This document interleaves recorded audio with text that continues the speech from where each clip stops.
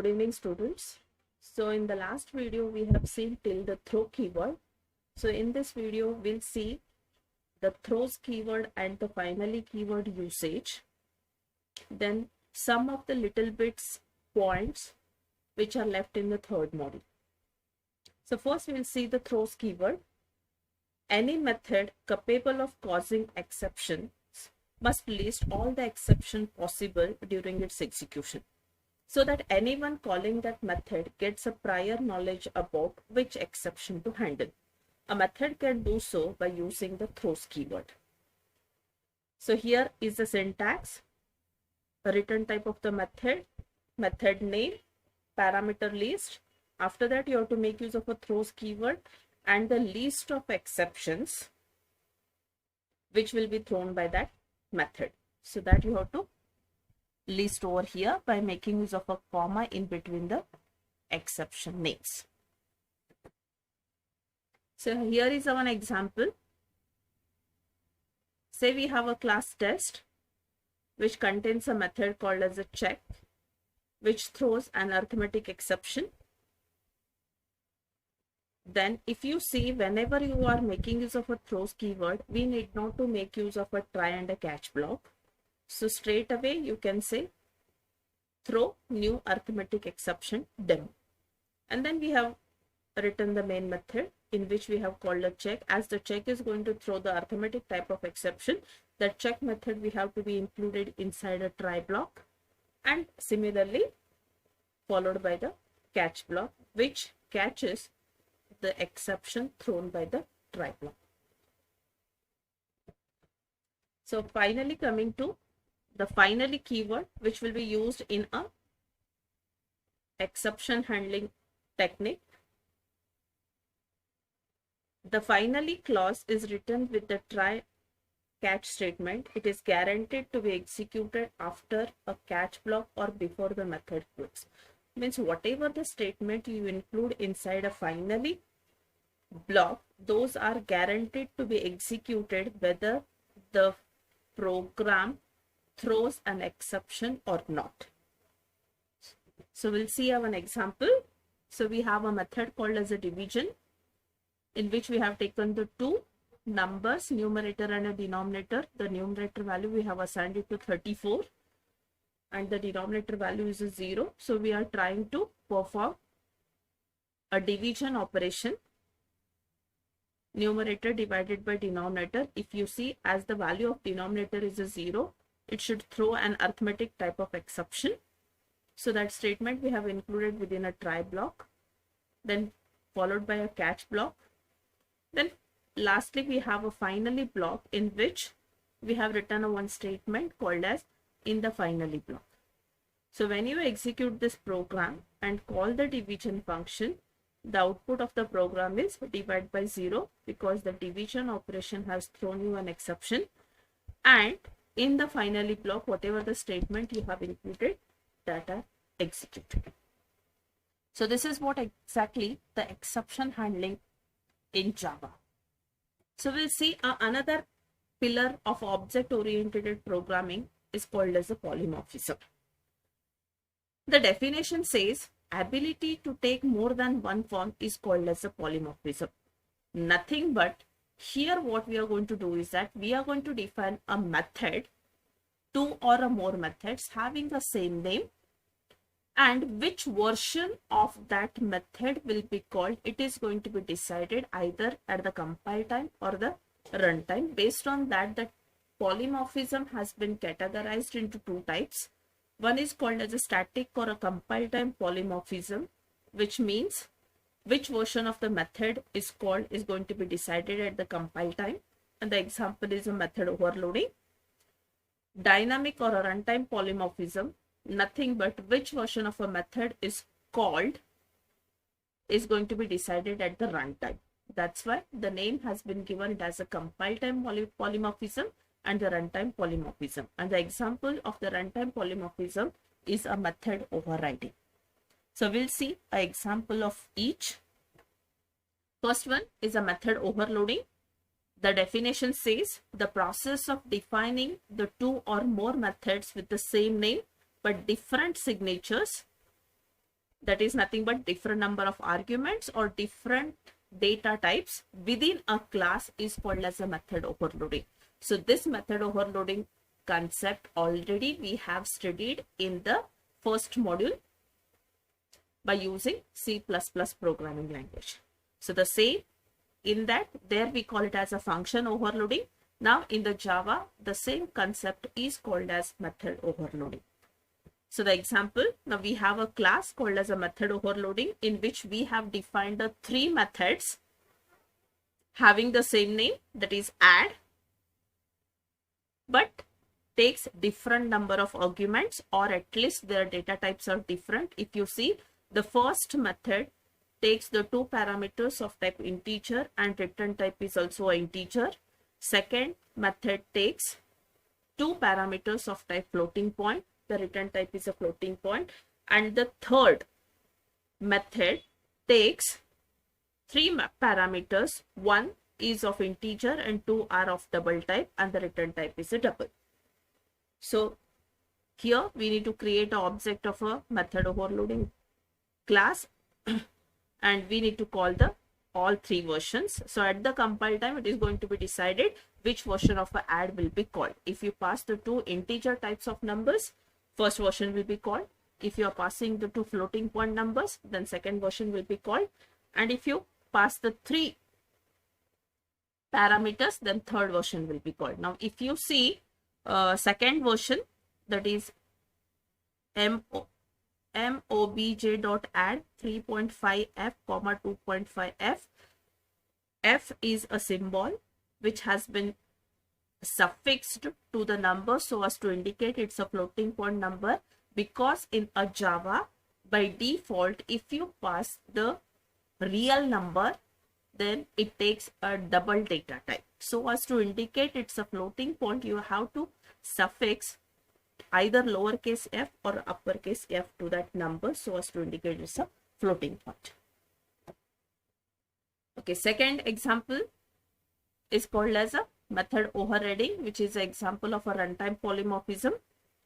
The definition says the process of defining 2 or more methods with the same name and same signature, but one is defined in a superclass and others are defined in a subclasses, is called as method overriding. So in the method overloading, what exactly we have done, within a single class we have defined 2 or more methods with the same name but a different signature. In the method overriding, we are going to define the 2 or more methods with the same name and the same signature, but one method has to be defined in a superclass and another has to be defined in its subclasses. When an overridden method is called from within a subclass, it will always refer to the version of that method defined by the subclass. The version of the method defined by the superclass will be hidden.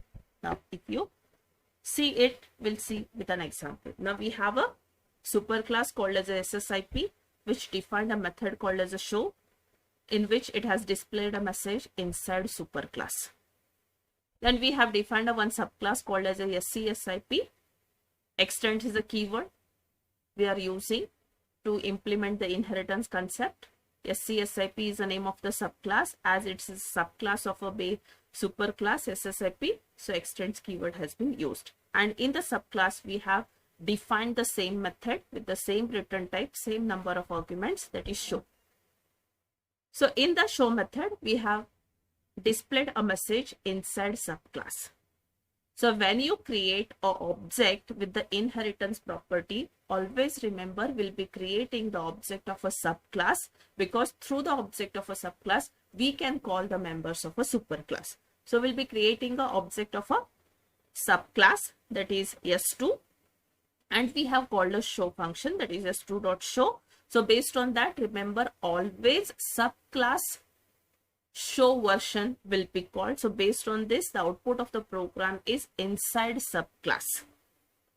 If you want to call the superclass show function, then you need to make use of a super keyword inside the subclass version.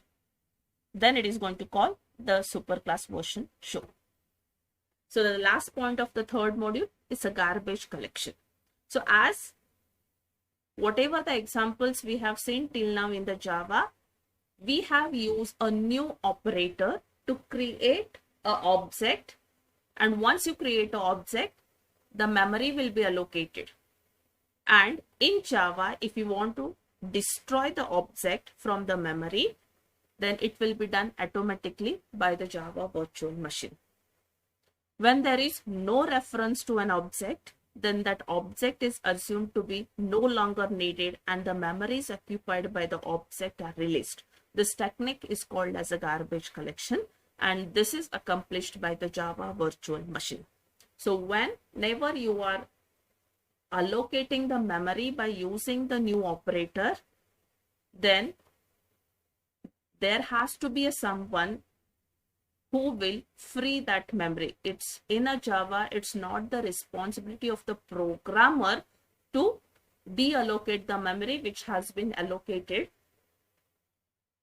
by the programmer. So here the job of the programmer is just to allocate the memory and forget about that. There is someone who will take care of the deallocation part, and that is nothing but a garbage collector. So can the garbage collection be forced explicitly? No, the garbage collection cannot be forced explicitly. We may only request the Java virtual machine for garbage collection by calling system.gc method. But this does not guarantee that JVM will perform the garbage collection.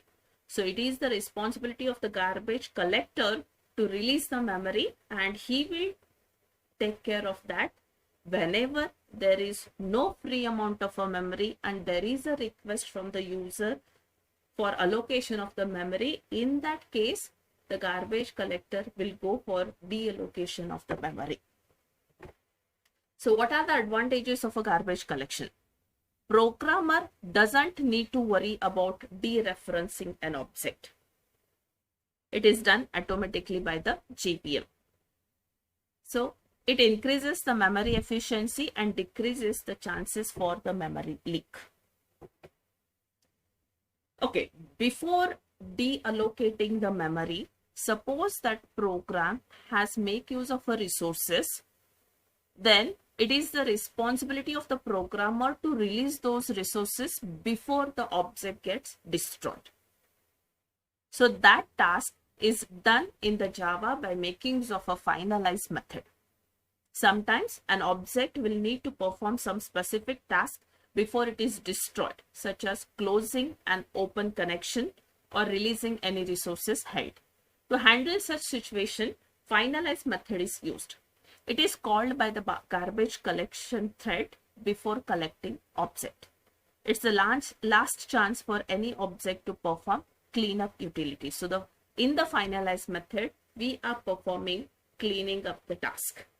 Suppose the programmer has allocated the memory, it is going to be deallocated. Suppose it has used any resources to carry out the task, those resources need to be released before destroying the memory. Suppose you have opened a connection so as to have a network connectivity, then that connection need to be closed. So these all are the tasks will be done in the finalize method. So here is the syntax of a finalize method: protected, void, finalize, and the finalize code. Okay, remember the protected keyword is specifically used in the inheritance concept. So when you make use of a protected keyword, whatever the member or whatever the method you define in the protected area, those can be directly accessed by the subclass of a superclass. So you need not to create object of a superclass and then you need to call that member function. Protected is nothing but what? The member or the method which is defined in the protected can be directly accessed in the subclass. So the GC method is used to call the garbage collector explicitly. However, GC method does not guarantee that the Java virtual machine will perform the garbage collection. We can only make a request to the JVM that please perform the garbage collection, but it is left to the garbage collector when he want to go for performing this garbage collection task. it only requests the JVM for the garbage collection. This method is present in system and the runtime class. So here we'll see an example. We have a class called as a test, which includes a main method, creates an object, that is test t equal to new test. Initially the value for t we have set it to null, then call system.gc, public void finalize method, garbage collected. So when you have requested the garbage collector to perform the garbage collection, first it calls the finalize method to release the resources which have been acquired by the program. Then it goes for the garbage collection, and if you see, the output of the program is just garbage collected, because before performing the garbage collection task it has called the finalize method, and whatever you have displayed in the finalize, it is going to be give you as output of the program. So this is what the third module of the object oriented concepts.